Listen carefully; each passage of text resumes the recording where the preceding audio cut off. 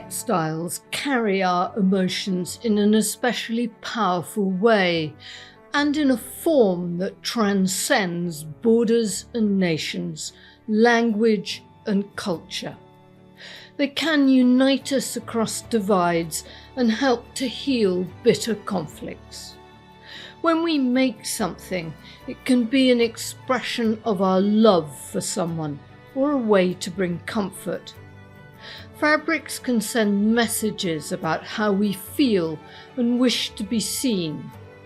Think of the glorious Renaissance paintings of princes and princesses projecting their authority or telling us how devout they were. Or textiles can act like an old cardigan as a potent reminder of family members who are no longer with us. Haptic and Hugh's second series was all about how feelings are bound up with textiles. But in all those stories, I never came across one in which a cloth became specifically imbued with the spirit and the soul of someone.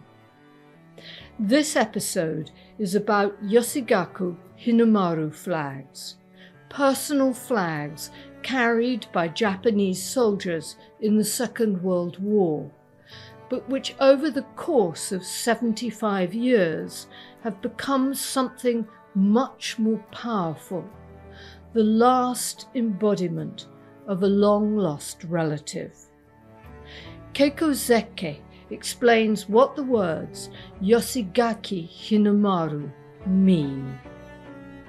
Okay, Yosegaki Hinomaru has consistence of two words.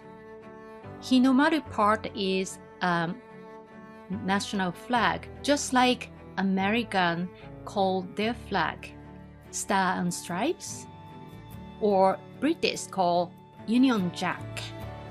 We as a Japanese call Hinomaru as a Japanese flag.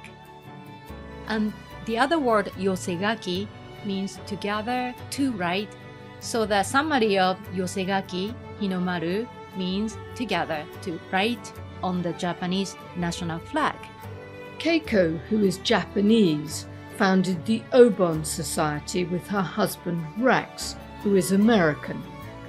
Their mission is to bridge the gap between the families of Japanese soldiers and Allied and American veterans, and return Second World War battlefield textile trophies to Japan. These flags are now more than 3/4 of a century old, and in that time their meaning has changed dramatically. They began life as good luck symbols created by the friends and families of Japanese soldiers sent to war. They later became trophies for Allied soldiers, many of whom endured great hardship. And finally, in rare cases where they've been returned, they've been transformed again to become a way for Japanese families to welcome home ancestors they thought lost forever.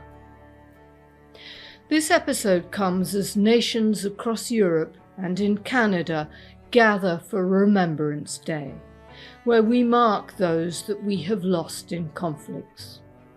It's always a time of reflection and melancholy as the light fades and winter creeps in.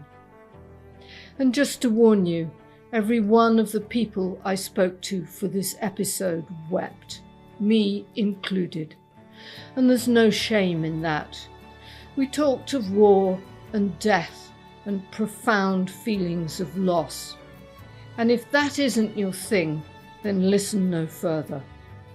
But I also found something miraculous and healing in this too, something delivered by very humble pieces of cloth. Welcome to Haptic and Hugh's Tales of Textiles.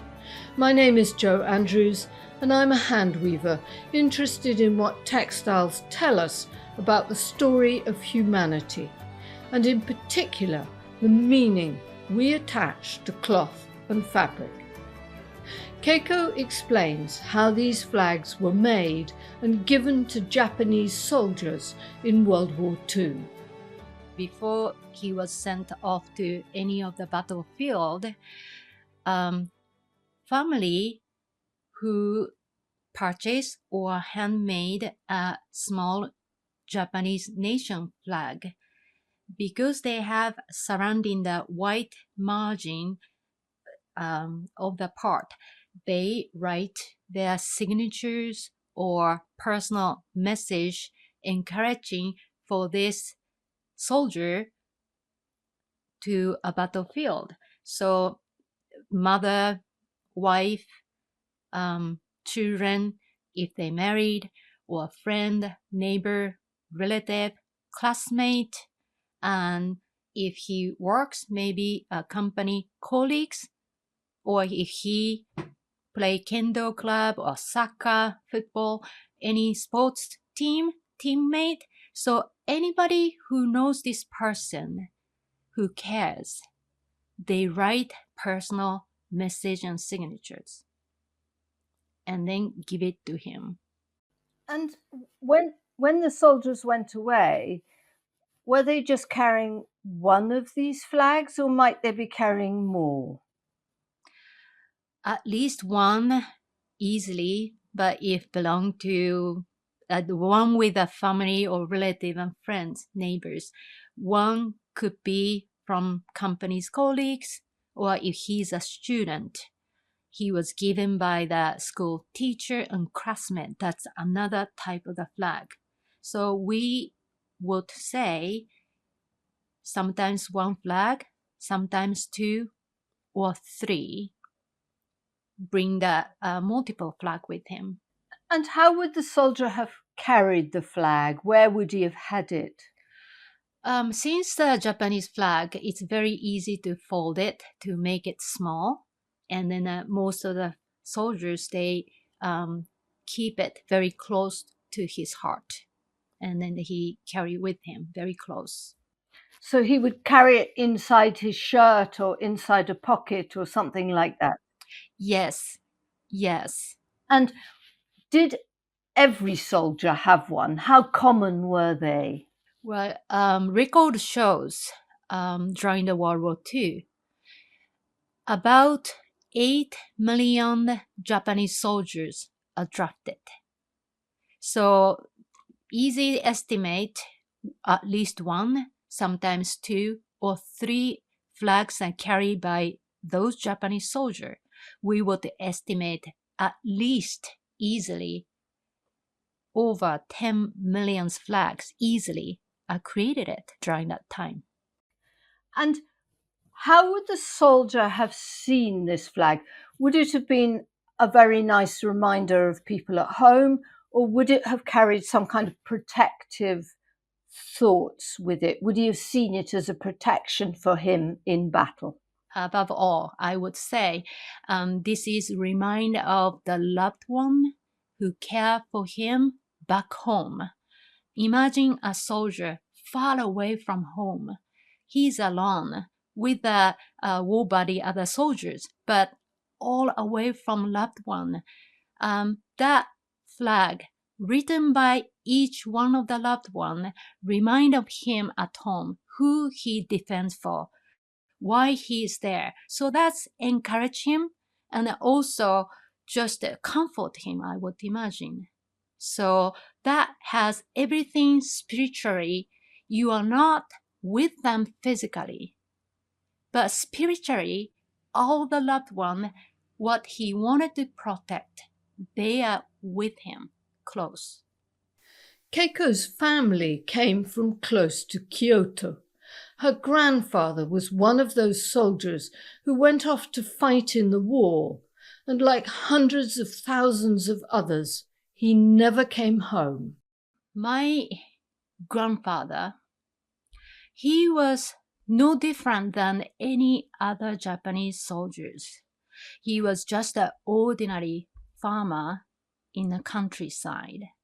He had the two small children at the time, and then he was drafted and then sent off to Burma. and then he just disappeared without a trace. So no remain, nothing came back. And the family didn't know what happened to him at all, except Japanese government sent a death notice to my grandmother. So my grandfather, we know he was killing in action in Burma, but nobody knows exactly what happened to him, how he died, and how he died and where exactly he died.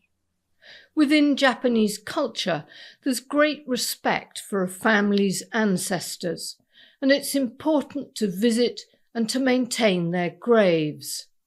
But the deaths of these soldiers in unknown places made that impossible. My childhood memory, each summer season, we call Obon season. That, as Japanese, we believe ancestors come back on earth to visit each family. So we clean the grave, and then we visited to a cemetery, each grave, and pray for the ancestor, pay the respect and thinking of them. So that's a very much Japanese custom. Every summer season in August, we always go to grandparents' cemetery and then visit, including grandfather's grave. And every time when we visited to pray for the ancestor, my mother said, she said, grandfather died in Burma, and nothing came back to a family except it was sent a small rock with a death notice. So the priest and the family devastated, nothing to bury in the grandfather's grave. So since nothing to bury, priest decided to bury a small rock in his grave. So my mother, I clearly, it just sunk to my brain. Oh, so Japanese custom is we cremate the bone. So that's very important for the Japanese custom, but there's no bone, there's nothing. So my mother said, there's nothing, but just a small rock is in that grandfather's grave. Keiko says this wasn't talked about in Japanese society, and it was a long time before she realised that many other families went through exactly the same thing.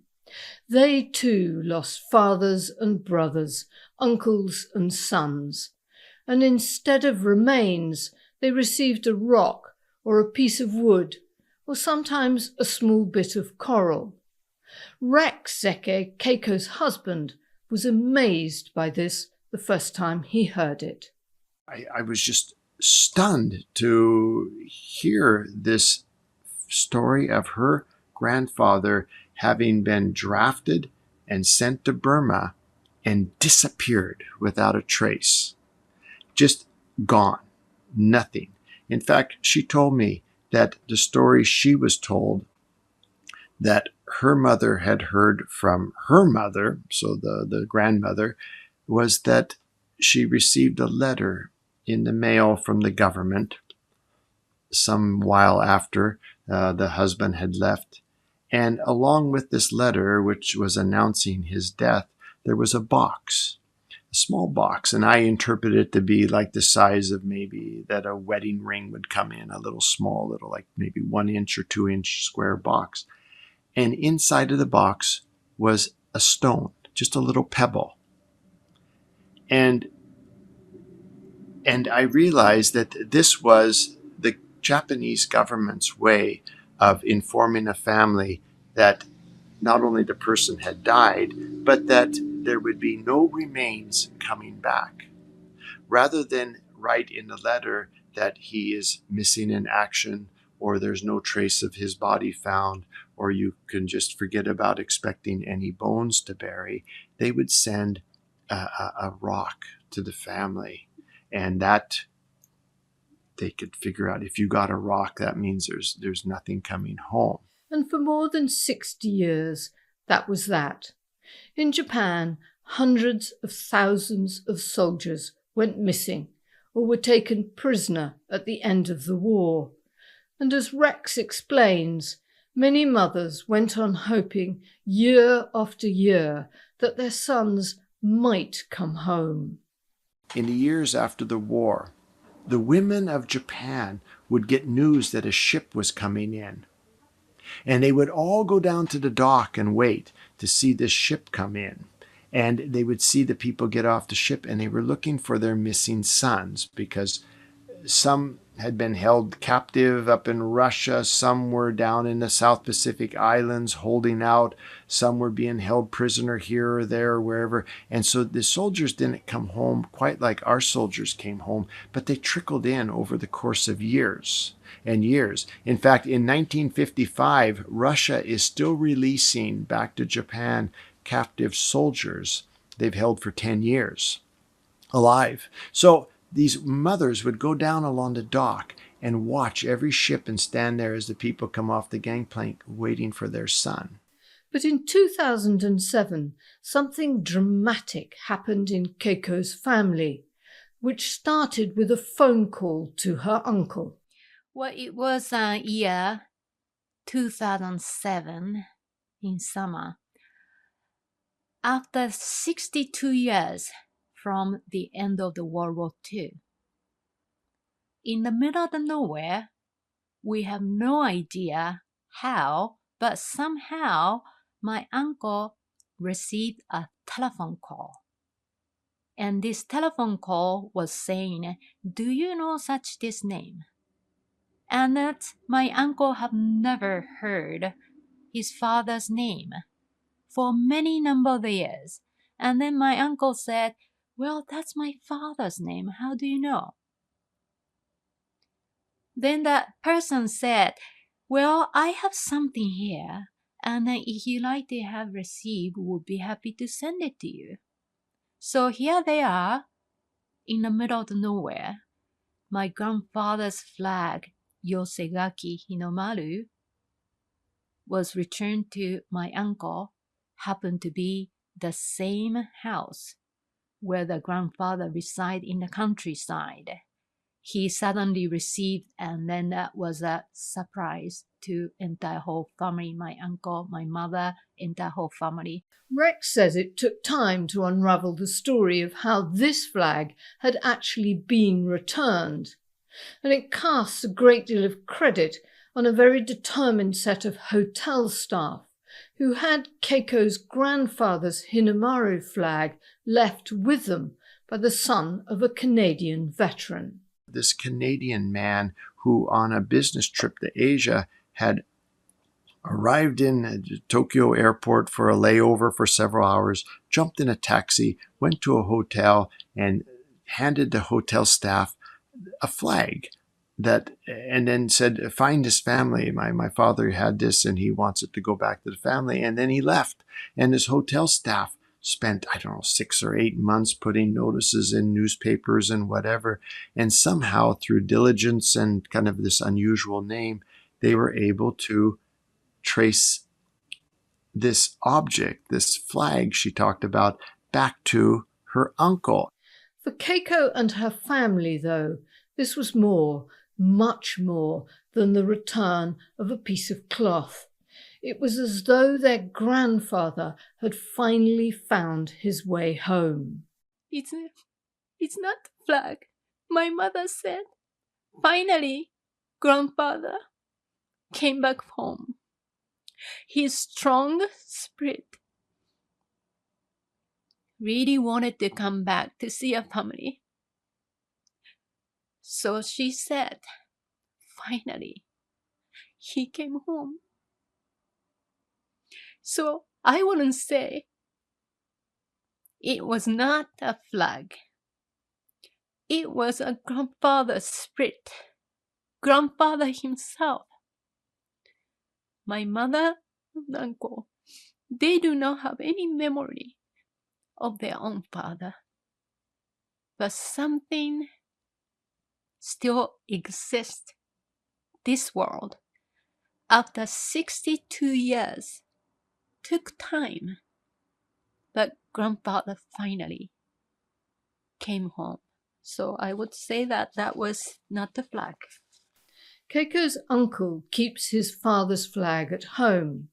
His father's name is clearly legible, and it contains the signatures of many local friends, some of whom did come home from the war, and one of whom Keiko remembers as a child.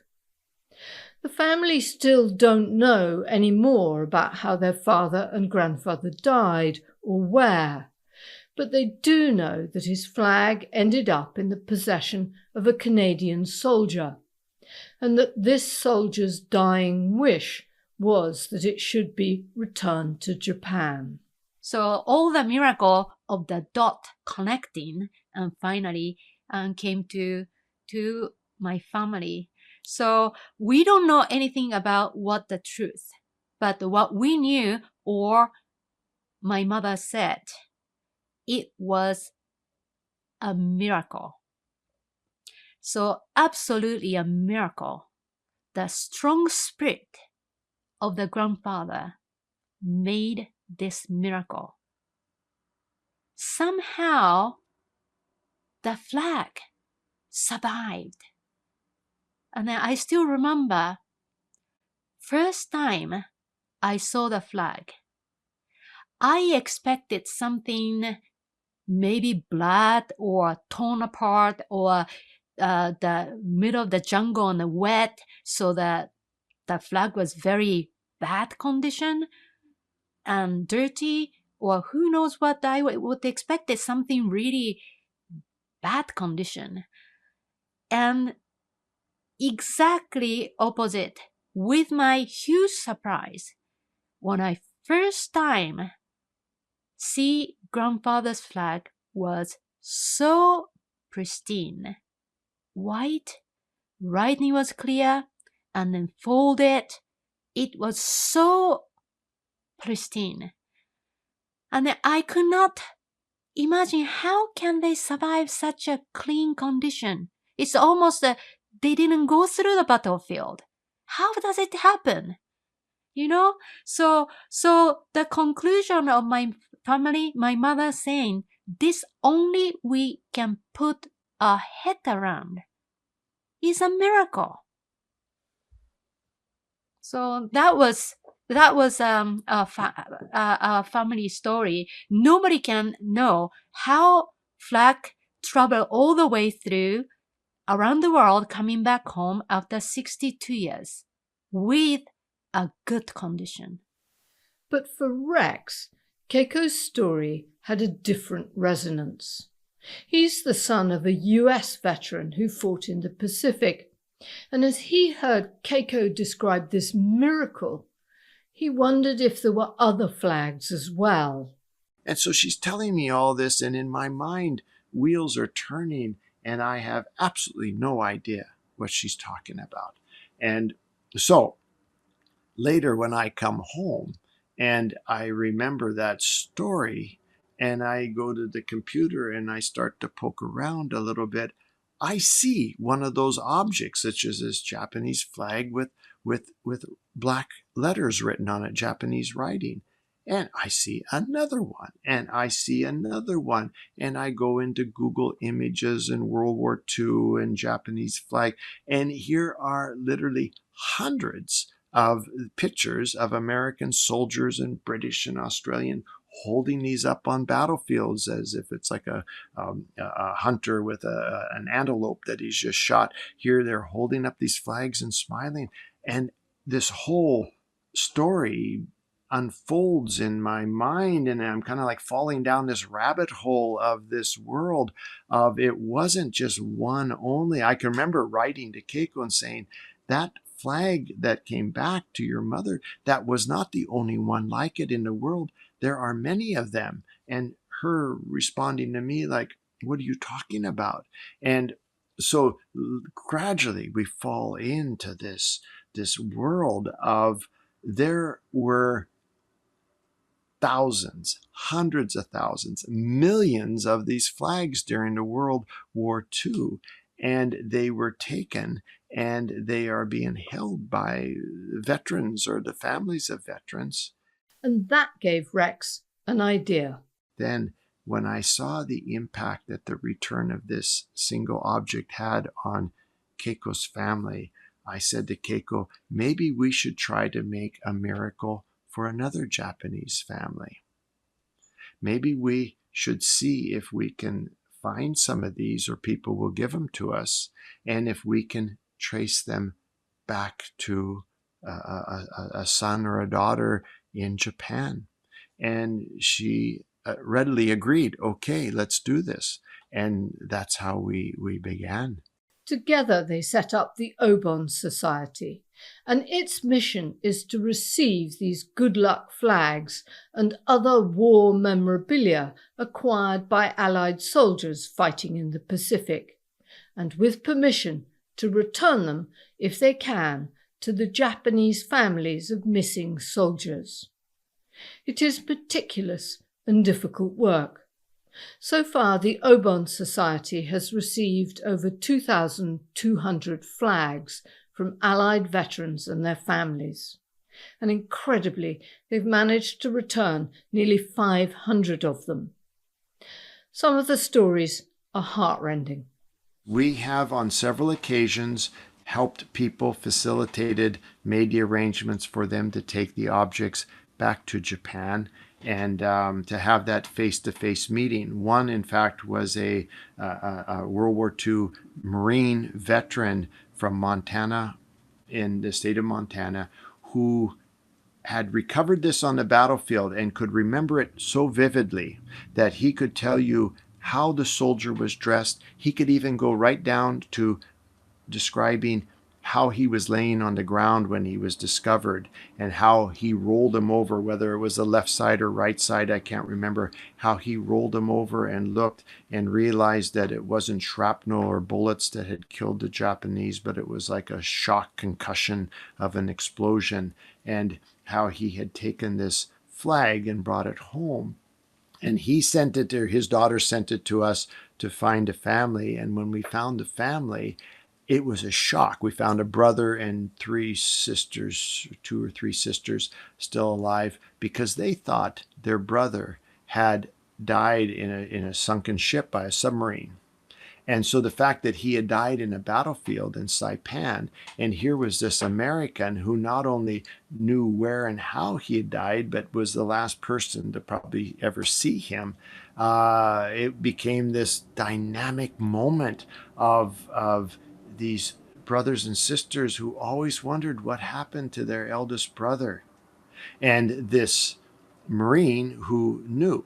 And so we made arrangements, and we asked the Japanese, would you ever want to talk with the Marine? Oh, they would very much welcome him there to their town to hear him. And we asked the Marine, would you ever consider taking this back? Oh, he'd be honored to take this back. And so we made that historic event occur. And I'll tell you something that's so fascinating for me, that when that young brother is handed that flag by that Marine in this ceremony, and there are a bunch of people there, he holds it up to his face. The young brother does, now a man in his 80s, holds it up to his face, and it looks like he's crying into it. It looks like he's weeping, but he doesn't. And we didn't understand. And then later on, he explained to us that the last time he saw his brother, they sat under a tree eating these little rice balls that they prepare called onigiri. And he was there with his sister and his elder brother eating this onigiri, and the wind was blowing, and he could smell some oil that his brother had combed into his hair. And that fragrance of that hair came to him. He was like 14 years of age at the time. He could smell his brother's hair oil, and he remembered that smell for those 80 years. And so when he picked up that flag, that textile, his first thought was to see if he could smell his brother. Everyone must have been in tears. I mean, the Marine himself must have been in tears. He's a Marine and he's very stoic, but yes, it was very emotional for everyone. It was very emotional moment. Rex says the custom of taking battlefield souvenirs is as old as war itself. And in the Pacific, Allied soldiers were under orders to search enemy combatants. So there was instructions of everybody on the battlefield to search every deceased Japanese and go through their pockets looking for something of importance for the war. And then where that intersects the idea of the young man from Kansas or Michigan or Florida who's never seen a Japanese person in his life, and here are these objects that he's carrying in his pocket that are so exotic, whether it's a fountain pen or a letter or whatever with this odd writing that they want to bring home to their family. And so the whole intersection of battlefield souvenirs and the taking of things and all this is this world that I had never ever thought of, but it has consumed me for these last 13 years. Terry Stockdale is a man who knows all about battlefield souvenirs. His father was a veteran, and one night he showed his children the contents of his US Army locker. What I remember first time ever is he took us down one night as a family with my brothers and sisters, and he kept all his war memorabilia in a footlocker, which all soldiers did. It was a green government issue type thing. But anyway, he went through the footlocker. I remember at the time, he had quite a bit of stuff in there, photos, letters from his mother from home, and from his father. He also had 3 Yosegaki Hinomaru flags. He knew they weren't battle flags, and all that. He knew they were personal messages from home. The soldiers knew that. He called them good luck flags. So anyway, just intrigued by these flags because they're works of art.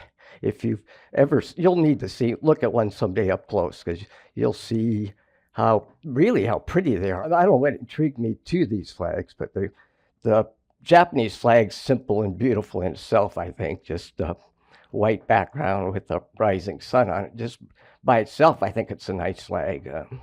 But the flags, my father had the interesting thing on them. One of them had blood on it. So, and as a kid, that attracts you. What's the story behind that? For sure. But the more interesting thing on there was just the scripts, the Japanese writing, just beautiful. Like, I don't know, that's maybe what intrigued me on them more than anything. And knowing that it was personal names on there. So that's kind of my earliest memories of the flag. Terry's father had been in the US infantry for 3 years. His story wasn't an unusual one in America at the time.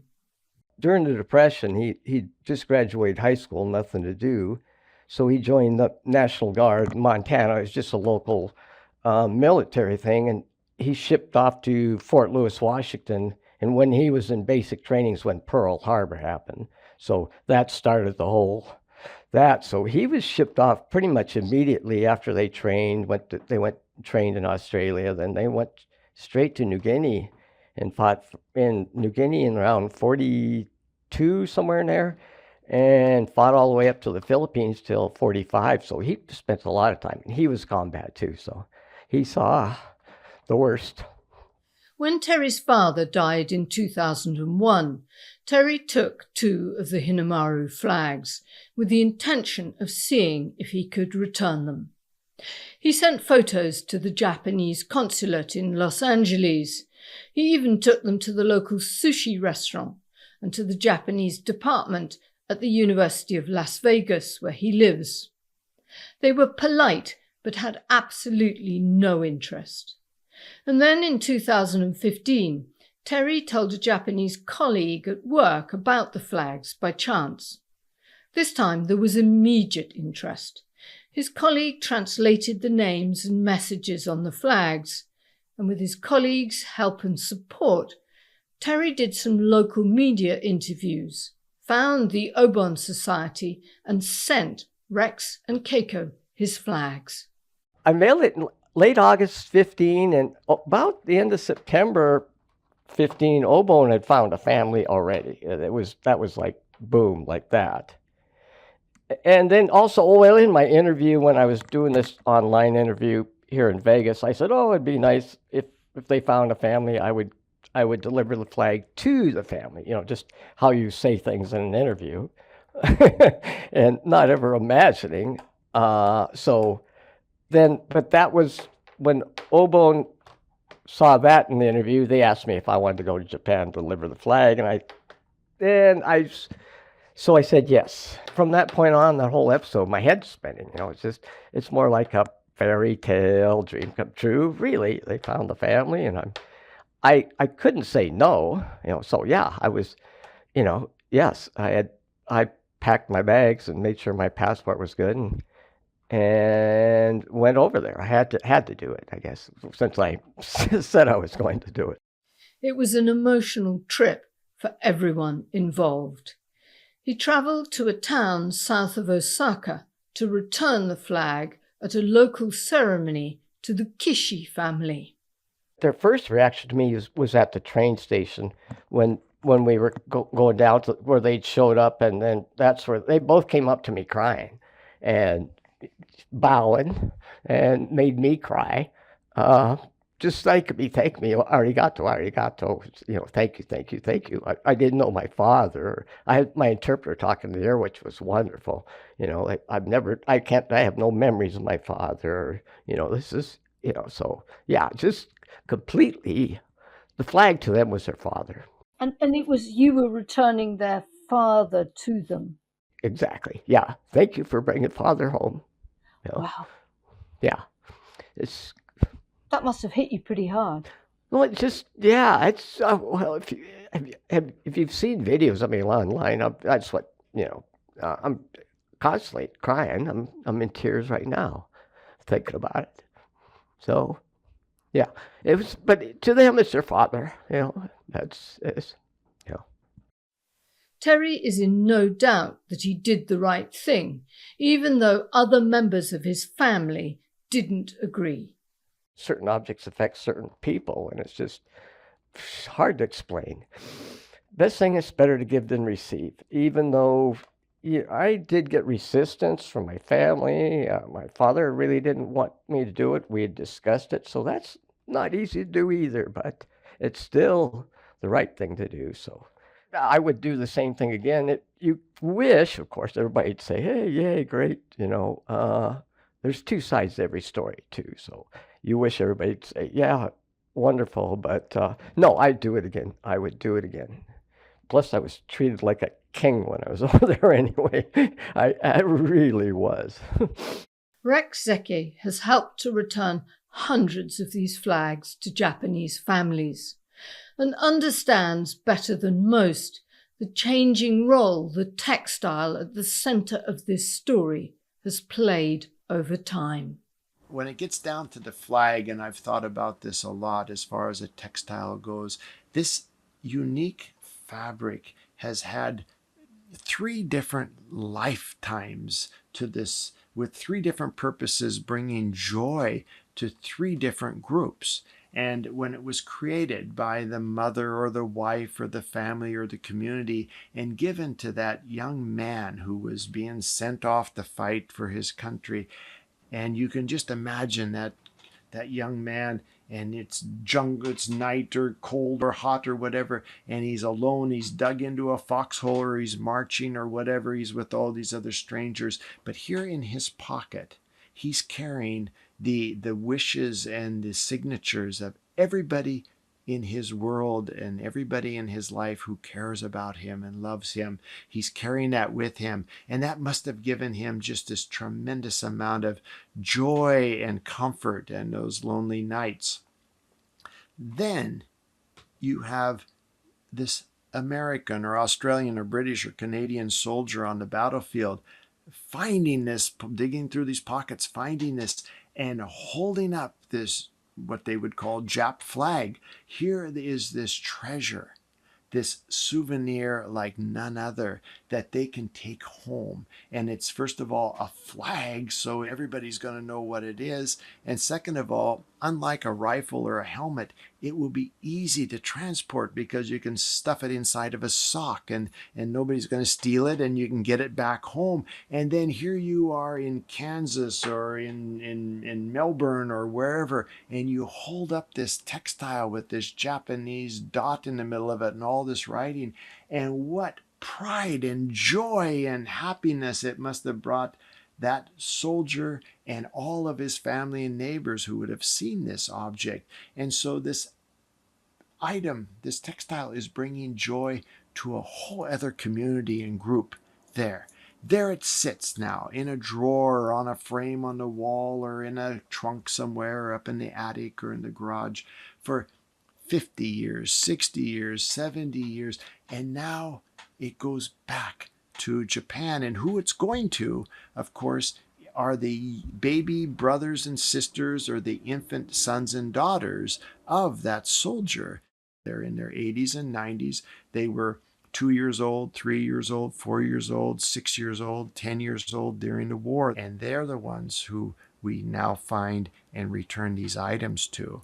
And for them, it is, here is this person who they had heard about, that was their brother or their father, who was just this sort of, like in my case of my wife, just this unspoken hole in the family.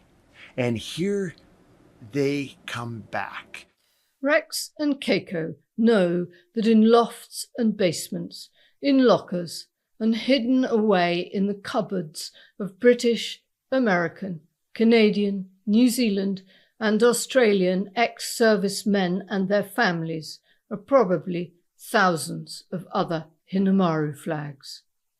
Only last week they unexpectedly received the tattered remains of a flag from Hazel in Britain, who says her father David, or one of his troop, undoubtedly took it from a Japanese soldier when they were fighting in the jungle.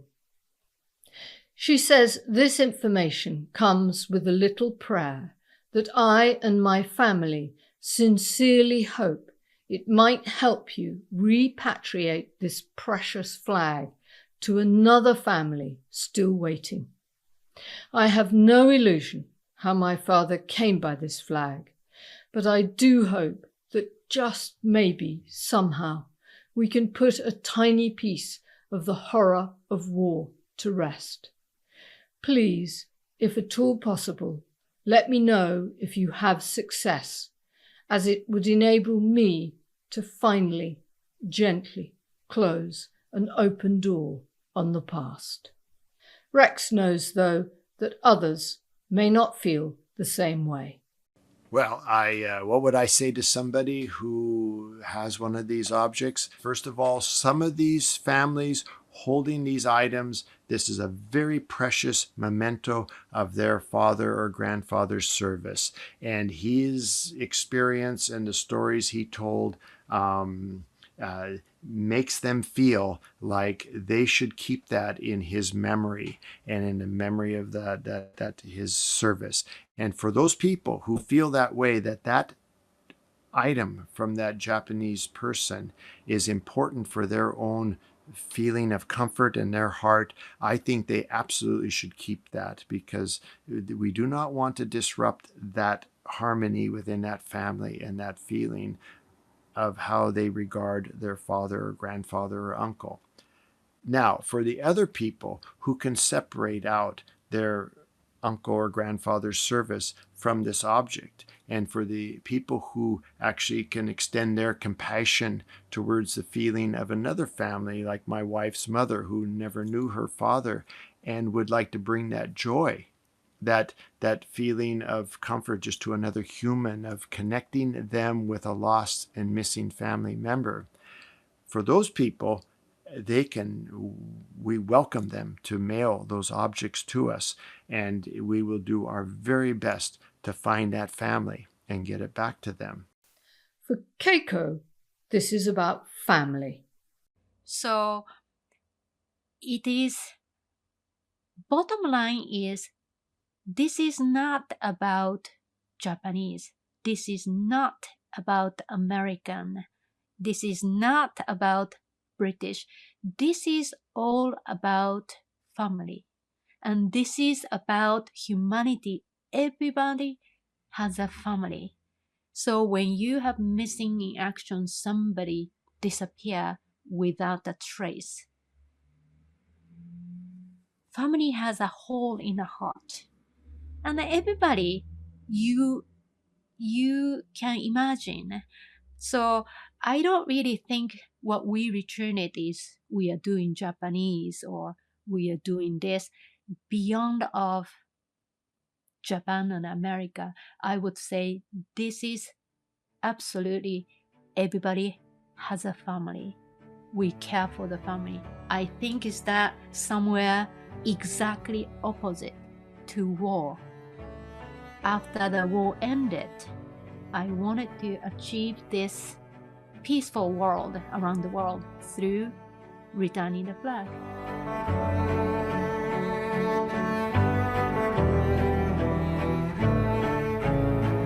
Thank you for listening to this episode of Haptic and Hue. Thanks to Terry Stockdale and Rex and Keiko Zeke for speaking so deeply and feelingly about their experiences.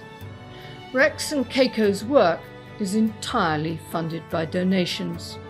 They offer their help entirely free to flag holders and to families, as they believe both have suffered enough. If you would like to know more about it, or to see some pictures of them and the flags described in this episode, you can find that on Haptic and Hue's website at www.hapticandhue.com/listen.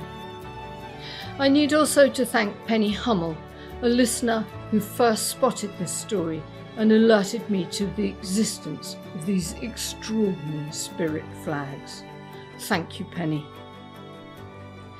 Haptic and Hue is hosted by me, Joe Andrews, and produced and edited by Bill Taylor.